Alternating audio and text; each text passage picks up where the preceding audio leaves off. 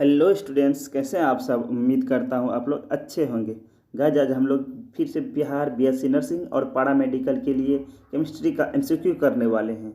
आप लोगों से एक छोटी सी रिक्वेस्ट है, अगर आप हमारे चैनल पे नए हैं या पहली बार आए हैं तो चैनल को सब्सक्राइब कर लीजिए। अपने दोस्तों के साथ सेशन को ज़रूर शेयर कीजिएगा। अगर क्लास अच्छा लगे तो लास्ट में आप लोग कमेंट ज़रूर कीजिएगा। ठीक है, चलिए करते हैं आज के सेशन को स्टार्ट। तो ये रहा आपके सामने पहला क्वेश्चन, और पहला क्वेश्चन में पूछा जा रहा है H2O2 की संरचना है निम्नलिखित। अभी ऑप्शन को पढ़ के बताना है आपको। जो H2O2 यानी कि हाइड्रोजन परऑक्साइड की संरचना कौन सी है। ऑप्शन नंबर ए या बी या सी या डी, क्या होगा राइट आंसर। निम्नलिखित में जो है आपको बताना है हाइड्रोजन परऑक्साइड की संरचना कौन सी होगी। तो याद रखिएगा, इसका करेक्ट आंसर हो जाएगा ऑप्शन नंबर सी। ठीक है, इसका जो राइट आंसर होगा, हाइड्रोजन परऑक्साइड की संरचना जो होती है कुछ इस तरीके से होती है। ठीक है, नेक्स्ट क्वेश्चन देख लेते हैं। नेक्स्ट क्वेश्चन है फेटॉन्स अभिकर्मक है। फेटॉन्स अभिकर्मक के रूप में किसका प्रयोग किया जाता है वो आपको बताना है। ऑप्शन नंबर ए में है FeSO4 यानी कि फेरस सल्फेट और जो है hydrogen peroxide. Option number B में है zinc plus hydrogen chloride hydrochloric. ठीक है, ऑप्शन नंबर सी में है SN प्लस हाइड्रोक्लोरिक, या ऑप्शन नंबर डी में है इनमें से कोई नहीं। कौन सा राइट आंसर होगा ये आपको बताना है। तो याद रखिएगा, इसका जो करेक्ट आंसर होगा ऑप्शन नंबर ए होगा। ऑप्शन नंबर ए इसका करेक्ट आंसर होगा FeSO4 प्लस H2O2। ठीक है, फोटॉन्स अभिकर्मक के रूप में इसका प्रयोग किया जाता है। ठीक है, नेक्स्ट क्वेश्चन देख लेते हैं। नेक्स्ट क्वेश्चन है H2O2 और Cl2 के बीच होने वाली अभिक्रिया का उत्पाद क्या है। क्या पूछा जा रहा है, हाइड्रोजन पर ऑक्साइड की अगर अभिक्रिया कराएं किसके साथ, क्लोरीन के साथ, तो होने वाले अभिक्रिया का उत्पाद क्या होगा। चलिए अभिक्रिया करते हैं। H2O2 की अभिक्रिया कराना है किसके साथ,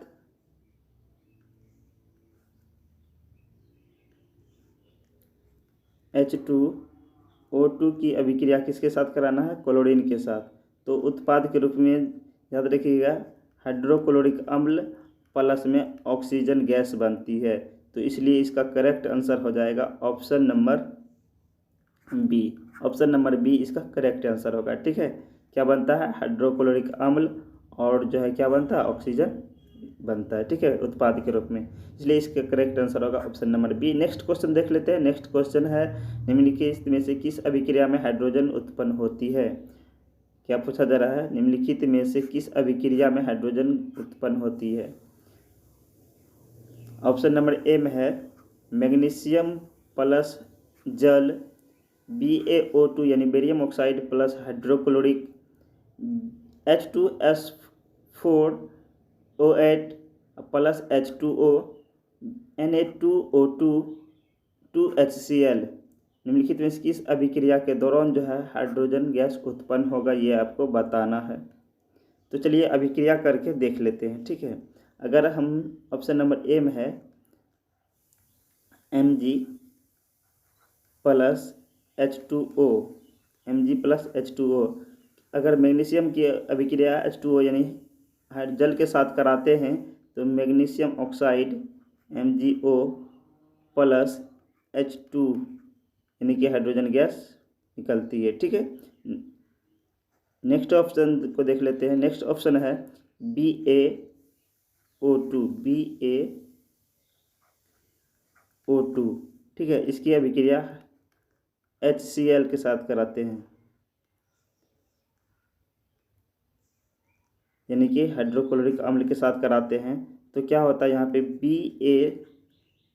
BaCl प्लस हाइड्रोजन गैस निकलती है। ठीक है, अदर ऑप्शन सी को देख लेते हैं।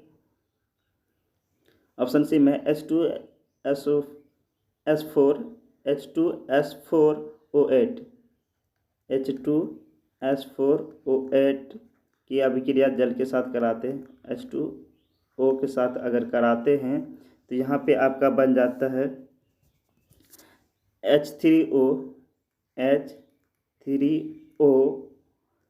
प्लस में सल्फेट SO4 का निर्माण होता है। ठीक है, नेक्स्ट अभी इसलिए इसका करेक्ट आंसर यहाँ पे नेक्स्ट क्वेश्चन है ऑप्शन नंबर डी N2O2 इस अभिक्रिया को भी करेंगे तो इसमें भी जो है आपका हाइड्रोजन गैस मुक्त नहीं होगा, इसलिए ऑप्शन नंबर ए इसका करेक्ट आंसर हो जाएगा। ठीक है गाइस, ऑप्शन नंबर ए इसका करेक्ट आंसर होगा। ठीक है, नेक्स्ट क्वेश्चन देख लेते हैं। नेक्स्ट क्वेश्चन है फेल्सपार का सूत्र है। फेल्सपार का सूत्र कौन सा है ये आपको बताना है। फेल्सपार का सूत्र कौन सा है, निम्नलिखित में से जो है फेल्सपार का सूत्र कौन सा है, क्या होगा right answer? Option number A या B, A B C D, निम्नलिखित में चारों में से कौन सा जो है फेल्सपार का सूत्र है ये आपको बताना है। तो याद रखिएगा गाइस, इसका जो करेक्ट आंसर होगा ऑप्शन नंबर ए होगा, K2O OL2O3 और जो है 6SiO2 इसका फेल्सपार का सूत्र होता है। ठीक है, नेक्स्ट क्वेश्चन देख लेते हैं। नेक्स्ट क्वेश्चन है क्रोमाइट अयस्क है। क्रोमाइट अयस्क है, क्या होगा राइट आंसर? तो याद रखिएगा गाइस, सबसे पहले क्रोमाइट में जो है Fe यानी कि आयरन की मात्रा जो होता है अधिक होता है। ठीक है, क्रोमाइट में किसका मात्रा अधिक होगा? क्रोमाइट जो है याद रखिएगा वह बॉक्साइट का अयस्क है, यानी कि एल्युमिनियम का क्रोमियम का अयस्क है। क्रोमाइट किसका अयस्क है? तो क्रोमियम का अयस्क है, और इसलिए इसका करेक्ट आंसर ऑप्शन नंबर ए हो जाएगा। ऑप्शन नंबर ए FeCr2O4। ठीक है, ये इसका करेक्ट आंसर होगा। नेक्स्ट क्वेश्चन देख लेते हैं। नेक्स्ट क्वेश्चन है तनु H2SO4 की क्रिया, तनु H2SO4 की क्रिया किसके साथ कराने पर हाइड्रोजन बनती है? अगर H2SO4 यानी कि हाइड्रोजन सल्फेट की अभिक्रिया किसके साथ कराएंगे जो है हाइड्रोजन गैस उत्पन्न होगा? यहाँ पे पहला ऑप्शन में है ऑप्शन आपका कॉपर। कॉपर को अगर करते हैं तो यहाँ पे आपका जो है CuSO4 यहाँ पे जो है हाइड्रोजन को ये रिलीज नहीं कर पाएगा और इसलिए हाइड्रोजन गैस मुक्त नहीं होगा। ठीक है, नेक्स्ट ऑप्शन में है आयरन। अगर H2SO4 की अभिक्रिया आयरन के साथ कराते हैं तो यहाँ पे क्या होता है, हाइड्रोजन गैस मुक्त होता है। ठीक है, अगर हाइड्रोजन के साथ अभिक्रिया कराएंगे तो होगा। लेड के साथ अभिक्रिया नहीं कर पाते हैं और मरकरी के साथ अभिक्रिया, यहाँ पे सबसे ज़्यादा क्रियाशील की बात करें तो यहाँ पे हो जाता है Fe। ठीक है, इसलिए इसका करेक्ट आंसर हो जाएगा option number B. Option number B जो इसका करेक्ट आंसर होगा गाइस। ठीक है, नेक्स्ट क्वेश्चन देख लेते हैं। नेक्स्ट क्वेश्चन है एजुराइट खनिज का संगठन है। एजुराइट खनिज का संगठन है, तो निम्नलिखित में से कौन सा करेक्ट ऑप्शन होगा? ए बी सी डी, निम्नलिखित में से कौन सा करेक्ट ऑप्शन है? तो याद रखिएगा इसका जो करेक्ट आंसर हो जाएगा ऑप्शन नंबर जो है ऑप्शन नंबर सी इसका करेक्ट आंसर होगा। एजुराइट का खनिज का संगठन कौन सा है? 2CuO3 यानी कि कॉपर कार्बोनेट और कॉपर हाइड्रोक्साइड का संगठन होता है एजुराइट। ठीक है, नेक्स्ट क्वेश्चन देख लेते हैं। नेक्स्ट क्वेश्चन है NaCl क्रिस्टल की संरचना है। NaCl क्रिस्टल की संरचना है। सोडियम क्लोराइड की क्रिस्टल संरचना कौन सी होगी? ऑप्शन है आपके पास फलक केंद्रित घन, मोनोकोलिक, ऑर्थोरॉबिक, चतुष्कोणीय, क्या होगा राइट आंसर? तो याद रखिएगा इसका जो करेक्ट आंसर होगा ऑप्शन नंबर ए होगा, फलक केंद्रित घन होता है। NaCl की संरचना जो होता है फलक केंद्रित, ये बहुत ही इंपॉर्टेंट क्वेश्चन है। ठीक है गाइस, ये क्या है, इंपॉर्टेंट है। ठीक, नेक्स्ट क्वेश्चन देख लेते हैं। नेक्स्ट क्वेश्चन है लाल बॉक्साइट में उपस्थित अशुद्धि है। लाल बॉक्साइट में मुख्य अशुद्धि कौन सा है ये आपको बताना है। ये बॉक्साइट जो होता है एल्युमिनियम का अयस्क होता है। ठीक है, याद रखिएगा। तो इसमें मुख्य अशुद्धि क्या होता है? तो याद रखिएगा इसका जो करेक्ट आंसर होगा ऑप्शन नंबर बी होगा। ठीक है, लाल बॉक्साइड में मुख्य अशुद्धि के रूप में जो है FeO3 पाया जाता है, Fe2O3 पाया जाता है। इसमें जो है लाल बॉक्साइड में क्या होता है, यानी आयरन की मात्रा अधिकता में पाया जाता है। ठीक है, नेक्स्ट क्वेश्चन देख लेते हैं। नेक्स्ट क्वेश्चन है 27 डिग्री सेल्सियस पर 2 ग्राम ऑक्सीजन और 760 mmHg के दाब का आयतन है। क्या होगा राइट आंसर? इसको तो सॉल्व करना पड़ेगा गाइज। अगर इसको सॉल्व कीजिएगा तो ऑप्शन नंबर ए इसका करेक्ट आंसर आएगा, 1.5 लीटर। ठीक है, नेक्स्ट क्वेश्चन देख लेते हैं। नेक्स्ट क्वेश्चन है एनटीपी पर नॉर्मल टेम्परेचर प्रेशर पर गैस का आयतन, किसी गैस का आयतन जो है कितना लीटर है?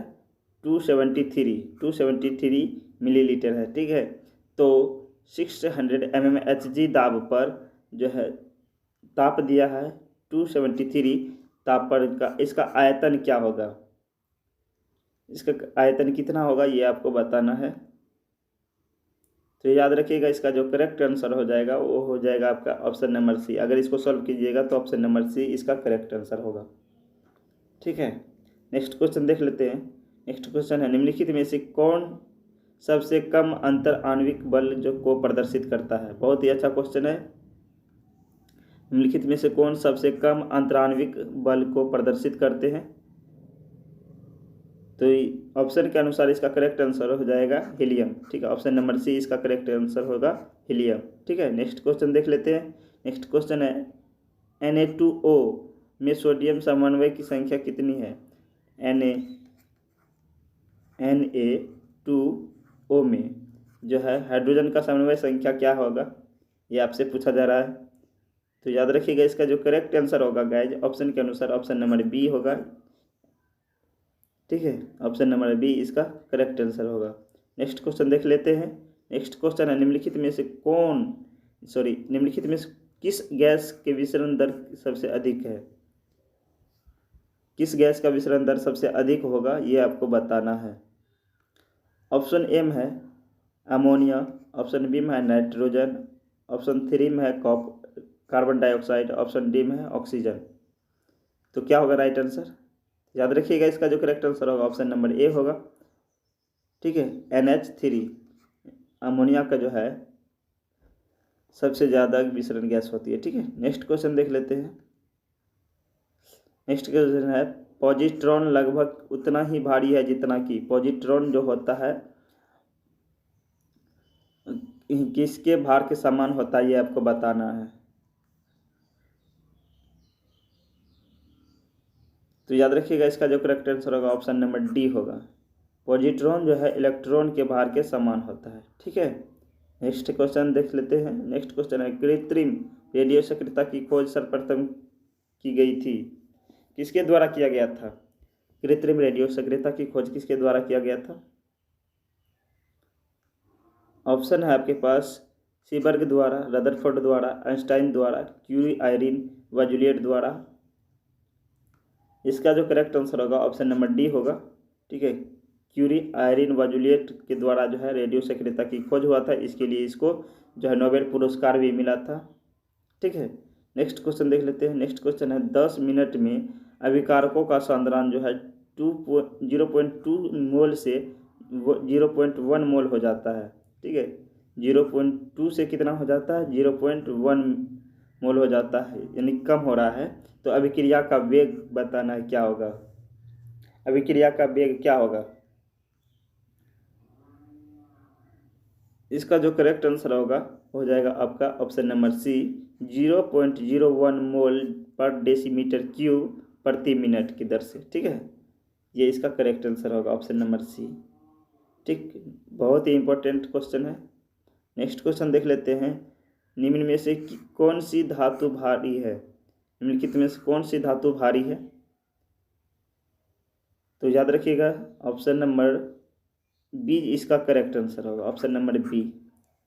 ठीक है, धातु के बारे में पूछ रहा है इसलिए प्लेटिनम जो है इसका करेक्ट आंसर होगा। सबसे भारी धातु जो होता है प्लेटिनम होता है। सबसे भारी गैस की अगर बात करें तो वो रेडॉन होता है, भारी गैस। ठीक है, भारी गैस रेडॉन होता है। अगर बात करें भारी धातु के बारे में तो वो होता है प्लेटिनम। ठीक है, यानी कि Pb। नेक्स्ट क्वेश्चन देख लेते हैं। नेक्स्ट क्वेश्चन है अभिकीय संतरणों में मंदक के रूप में प्रयुक्त होने वाला पदार्थ है। नाभिकीय संयंत्रों में मंदक के रूप में यानी उसको कम, मंदक मतलब होता है कम करना, ठीक है। मंदक कम करने के लिए जो है इसका प्रयोग किया जाता है। ऑप्शन में है कैडमियम, यूरेनियम, सीसा, भारी जल। कौन सा करेक्ट आंसर होगा? तो याद रखिएगा इसका जो करेक्ट आंसर होगा ऑप्शन नंबर डी, भारी जल का प्रयोग किया जाता है। आप लोग को कमेंट में भारी जल का सूत्र बताना है क्या होता है, ठीक है। कमेंट बॉक्स में आपको बताना है भारी जल का सूत्र। इसके अलावा आपसे पूछे तो इसके अलावा दूसरा चीज़ का प्रयोग होता है, जैसे कि ग्रेफाइट, ठीक है। ग्रेफाइट का भी प्रयोग किया जाता है इसमें नाभिकीय संतृप्ति के मंदक के रूप में, ठीक है। नेक्स्ट क्वेश्चन देख लेते हैं। नेक्स्ट क्वेश्चन है, निम्नलिखित में से कौन सा कार्बोनेट का अयस्क है? निम्नलिखित में कौन कार्बोनेट का अयस्क है? ऑप्शन में है पायरोल्यूसाइट, मेकेलाइट, डायस्पोर, केसिटेराइट। निम्नलिखित में कौन जो है कार्बोनेट का अयस्क है? तो इसका करेक्ट आंसर होगा गाइज ऑप्शन नंबर ए, पायरोल्यूसाइट, ठीक है। ऑप्शन नंबर ए जो इसका करेक्ट आंसर होगा। नेक्स्ट क्वेश्चन देख लेते हैं। हेलो गाइज, ये थे हमारे आज का लास्ट प्रश्न। आई होप आपको क्लास अच्छा लगा होगा। क्लास अच्छा लगा हो तो वीडियो को लाइक, शेयर और चैनल को सब्सक्राइब जरूर कर लीजिएगा और कमेंट जरूर कीजिएगा आपको क्लास कैसा लगा, ठीक है। चलिए मिलते हैं अगले नेक्स्ट सेशन में, तब तक के लिए बाय बाय, टेक केयर।